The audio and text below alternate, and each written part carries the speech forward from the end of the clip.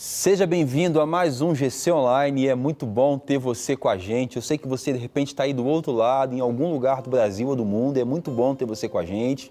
Pelo menos uma vez por mês a gente se encontra aqui e o tema dessa lição é livre, né? A gente tem uma lição livre. Você que é líder de GC e está acompanhando, participando com a gente, deve pensar assim, o que eu faço no dia em que a lição do GC for tema livre? Nesse dia, você vai estabelecer um assunto específico que tenha a ver com o seu GC. Você vai fazer um GC externo, vai a algum lugar, vai criar alguma coisa dentro da liberdade que você tem com o seu pessoal, com o seu grupo lá do GC, para você ter essa liberdade de poder trazer uma temática atual, compatível com os irmãos que participam do seu GC.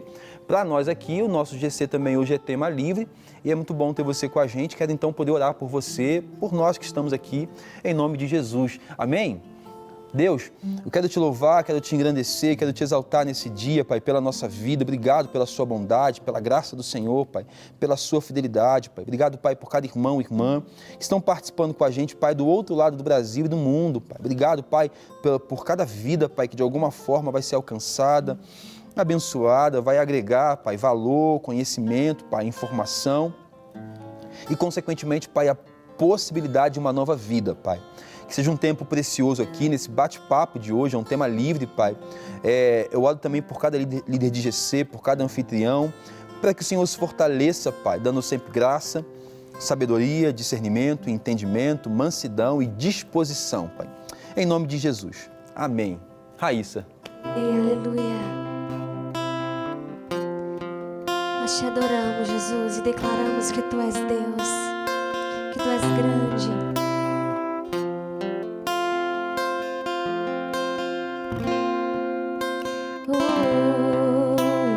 Grande é o Senhor e muito digno de louvor. Na cidade do nosso Deus, Teu santo monte,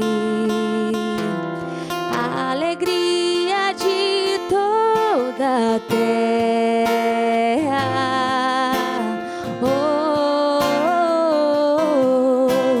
Grande é o Senhor em quem nós temos a vitória e que nos ajuda contra o inimigo. Por isso diante dele nos prostramos.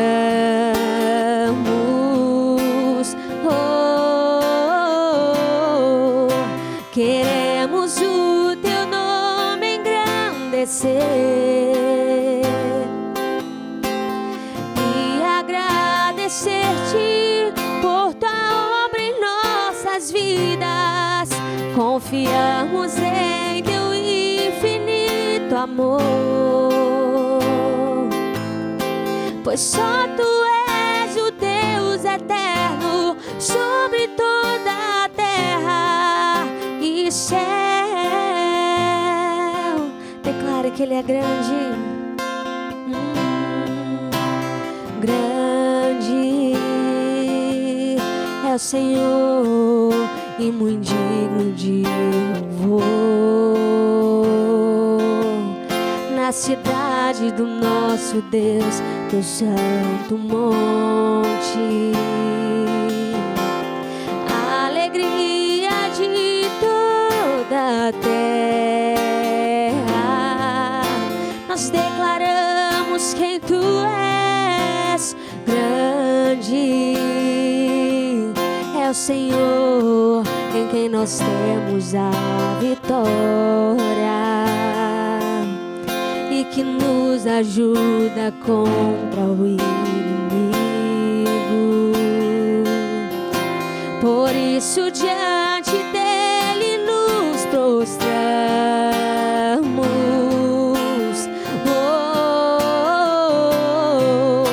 Queremos o Teu nome engrandecer e agradecer-Te por Tua obra em nossas vidas. Confiamos em Teu amor, pois só tu és o Deus eterno sobre toda a terra e céu. Nós queremos te engrandecer, Jesus, queremos o teu nome engrandecer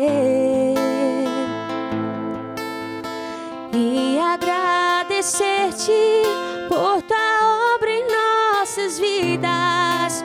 Confiamos em teu infinito amor, pois só tu és o Deus eterno sobre toda a terra e céu. Declare a honra,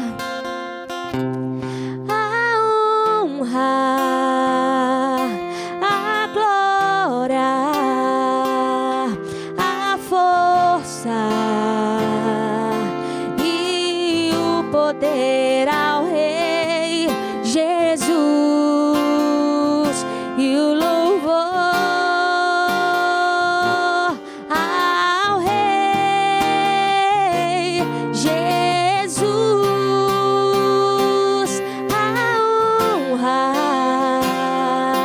a glória, a força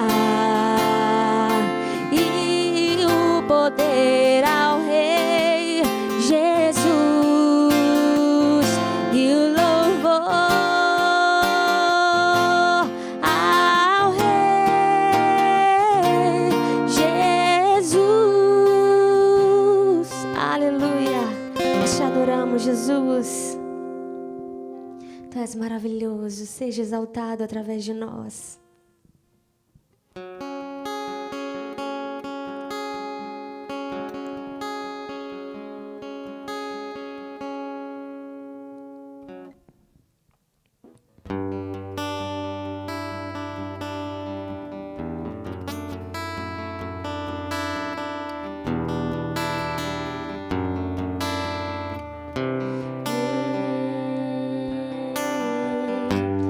Meu Jesus,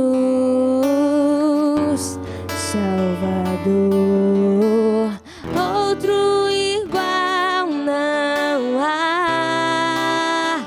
Todos os dias eu quero louvar as maravilhas de teu amor.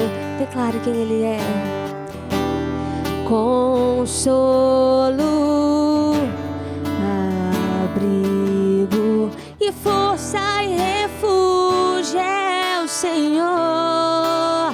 Com todo o meu ser, com tudo que sou, eu sempre te adorarei.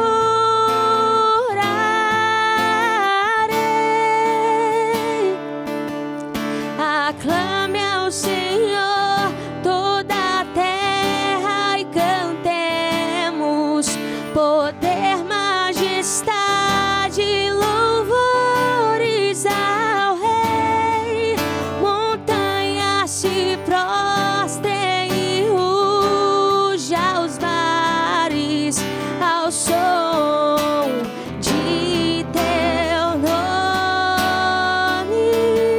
Alegre te louvo por teus grandes feitos. Firmado estarei, sempre te amarei, pois incomparáveis são tuas promessas pra mim. Aleluia. Amém, amém. Esse é o nosso desejo, Pai, de estarmos na presença do Senhor sempre, ouvirmos a Tua voz, podermos obedecer aos Teus mandamentos, em nome de Jesus. Amém. Hoje é um GC e o tema hoje é livre. A gente decidiu falar sobre o amor, que é uma ordem. O amor é uma ordem, um imperativo da vida cristã.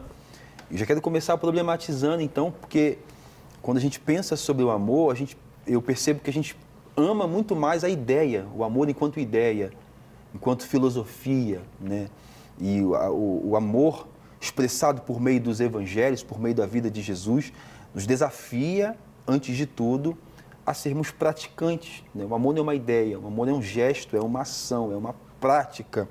Para isso, a gente vai ler um texto aqui para basear esse nosso bate-papo, nesse GC livre, de tema livre, que é o capítulo 15 de João, lá no verso 9. Jesus fala assim: como o Pai me amou, assim eu os amei, permaneçam no meu amor. Vou ler um pouco mais. Se vocês obedecerem aos meus mandamentos, permanecerão no meu amor, assim como eu tenho obedecido aos mandamentos de meu Pai, e em seu amor permaneço. Eu tenho lhes dito essas palavras para que a minha alegria esteja completa em vocês, e a alegria de vocês seja completa. O meu mandamento é este: amem-se uns aos outros como eu os amei. É aqueles textos que a palavra mostra para a gente que não precisa de interpretação, é uma ordem e não é um convite, não é uma opção. A vida cristã ela está pautada, baseada, e o nosso cristianismo nasce e perpassa pelo amor. As relações entre os fiéis entre os fiéis, as relações entre os fiéis e os não fiéis é uma relação que passa pelo amor. E o texto fala assim para a gente: como o Pai me amou, assim eu os amei, permaneçam no meu amor. Parece que Cristo está usando como parâmetro agora para a nossa vida, depois de termos encontrado a Ele, ou termos sido achados por Ele, o parâmetro é que nós amemos assim como Ele amou, né? Como o Pai me amou, assim como Ele foi amado pelo Pai, e Ele reproduz esse amor, e Ele nos amou, Ele está cobrando agora que a gente se ame, né? Então não é uma opção. É um critério da vida cristã e é algo que nos identifica enquanto cristãos. Não há como viver vida cristã sem amar. Eu tenho percebido que a gente tem às vezes dificuldade de falar sobre amor, porque parece que falar sobre amor é mostrar só uma face de Deus, né? A gente vai ouvir os mais antigos falarem assim: Deus é amor, mas também é justiça, né? Parece que faz oposição uma coisa à outra, quando na verdade é exatamente o amor de Deus que o leva a ser juiz. A justiça de Deus se faz com amor. Na crucificação de Jesus, Deus nos justifica por meio do amor dele. É o amor que leva Deus a sacrificar o seu Filho. Então não é antagônico, né? Não é ou Deus é amor ou ele é isso. Deus é amor e é o amor de Deus que o leva a exortar, a corrigir, que leva ele a julgar e a nos sacudir para nos colocar na vontade dele. Mas muito mais do que isso, ele nos cobra agora que nos amemos uns aos outros. É a melhor forma de pensarmos nisso também. Um pouco mais à frente, em João, na oração sacerdotal, quando Cristo ele ora para que nós sejamos um, para que o mundo acredite que nós fomos enviados. O que é que nos une? O que nos une é o Espírito de Deus, que é como uma cola que nos junta. Mas o que demonstra para o mundo que nós estamos unidos é a nossa capacidade, habilidade e disposição de amar. Imagina só, uma igreja que fala do nome de Jesus, mas odeia. Um indivíduo que fala do nome de Jesus, mas odeia. Eu sigo a Jesus. Mostre-me então as tuas obras, né? Agora o apóstolo Paulo vai dizer que ainda que a pessoa diga que ela ama Jesus e que ela mostre algumas obras, essas obras, ainda que a pessoa diga que ela ama Jesus e ela mostre algumas obras, por si só, as obras não são suficientes. Por quê? Porque ele vai dizer assim: eu passo a mostrar para vocês um caminho sobremodo excelente. Ou seja, até as obras que eu sou desafiado a realizar é em amor. Ainda que eu desse meu corpo para ser queimado, sem amor, não tem proveito algum. E se eu falasse a língua dos anjos e dos homens? Sem amor, não tem. E se eu tivesse o dom de profetizar? Sem amor? Então a gente entende então que não é uma opção da vida cristã. Não, a gente até falou em uma lição, o quão desafiador é o parâmetro que ele estabelece do amar e do amor, mas é a vida cristã. Mas pastor, como é que eu faço? Se agarre à graça de Deus. O que você, Raíssa, pode falar sobre esse desafio de amar, esse desafio do amor, da vida cristã, da incompatibilidade do cristão e do ódio, isso tudo aí? Eu acho que o primeiro passo é entender a grandeza do amor de Deus, porque Ele nos alcançou com a sua graça, com o seu infinito amor, com a sua misericórdia, quando ainda éramos pecadores, pobres e inimigos dele. Então, ser alcançado por essa graça nos faz simplesmente sermos pessoas que transbordam exatamente disso, de graça, de misericórdia e de amor para com o outro. E é claro que vem consigo seus desafios, né? Porque é lindo falar sobre o amor, mas é muito desafiador praticar esse amor. E quando nós falamos de praticar esse amor, é simplesmente você olhar para o outro com um olhar de empatia, é você se colocar no lugar do outro e é você colocar as prioridades do outro na frente das suas prioridades. Agora, se desde o povo hebreu Deus está repetidamente falando sobre amor, é importante e é uma pauta na agenda de Deus a questão do amar e do amor. Ele já fala assim para Israel: ouve, ó Israel, o Senhor teu Deus é o único Deus, amem a Deus sobre tudo, amem ao próximo como a ti mesmo. É algo inegociável, Jordan.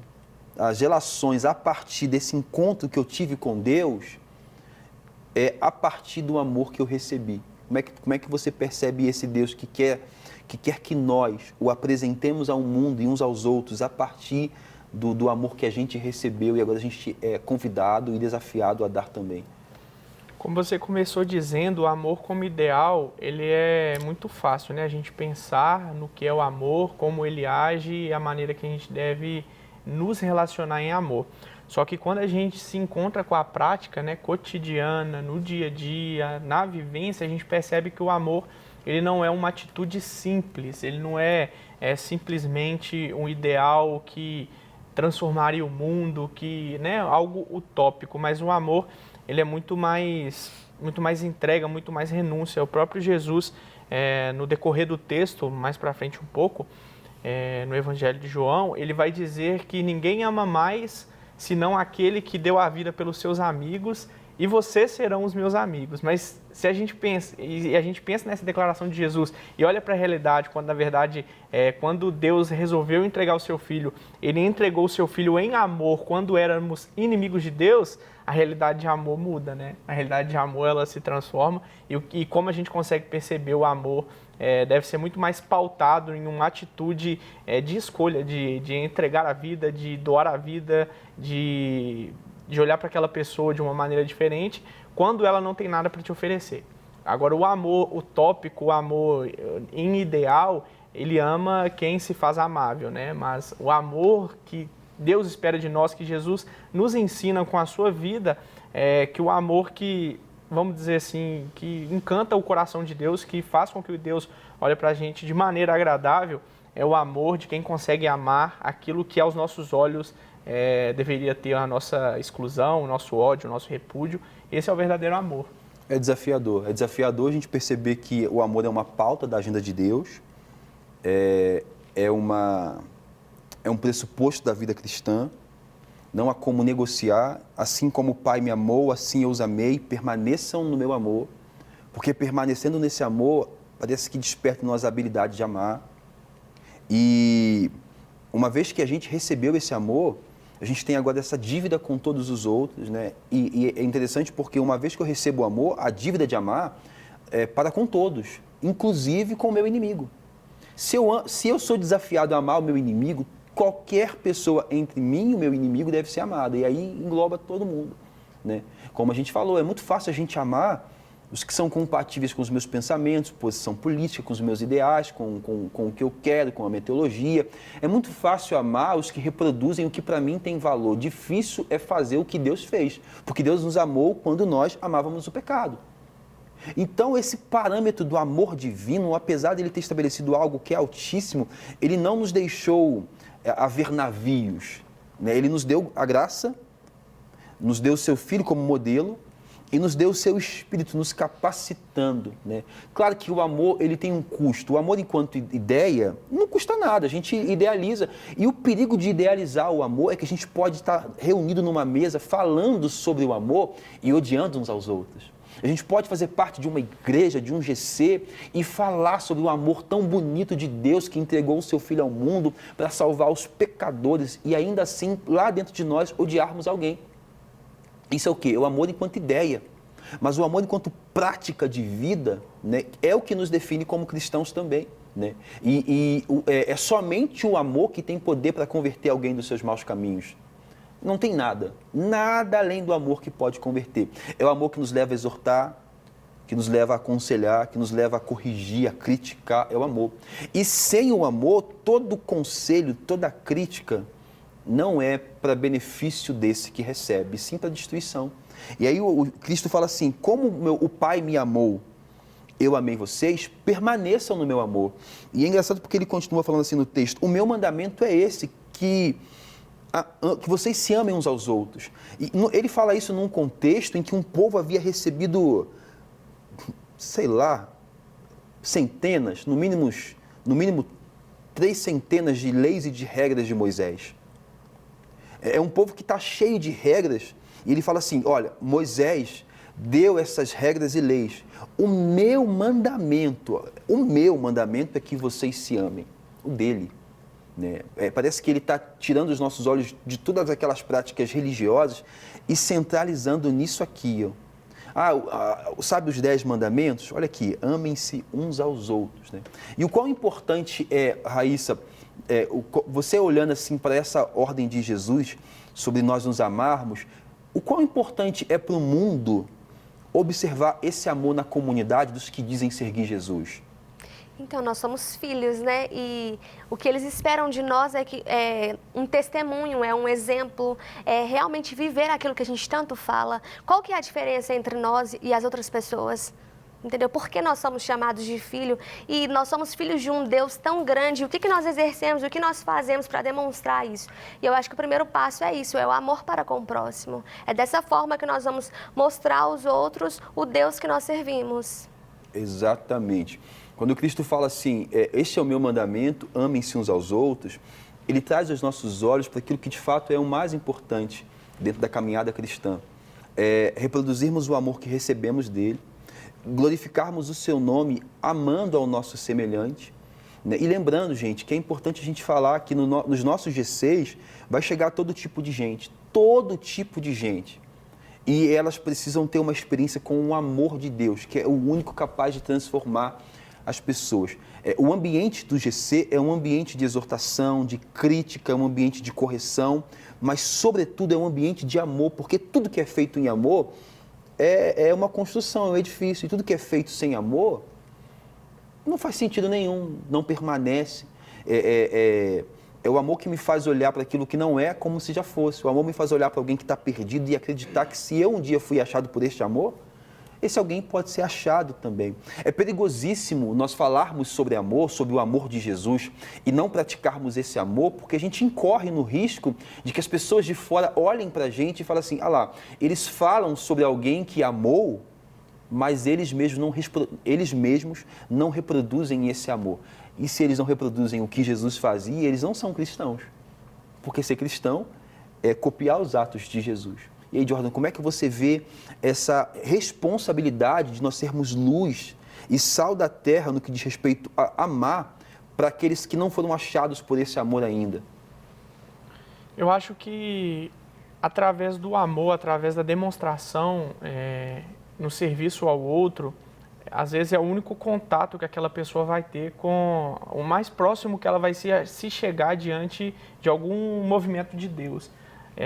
Já ouvi alguns testemunhos de pessoas contando que a gente acha que o Brasil é um país totalmente cristão, né, que todos os ambientes conhecem a Deus, mas em algumas missões que nós fizemos no interior de Minas, existia uma mulher que ela não sabia ler, só que ao mesmo ponto, ela, mesmo não sabendo ler, ela abria as escrituras todos os dias e ela olhava para aquelas letras e de certa forma ela se sentia como se Deus falasse com ela, né? Ela sentia que Deus, de certa forma, ensinava ela aquilo que o Espírito Santo queria trazer para a vida dela, ensinar a vida dela, mesmo ela não sabendo ler. Então, quando a gente olha para alguma situação, a gente pensa, poxa, talvez Deus não vai transformar ninguém através dessa atitude, mas Deus é capaz de transformar o coração de uma mulher que não sabe ler através de um olhar às letras.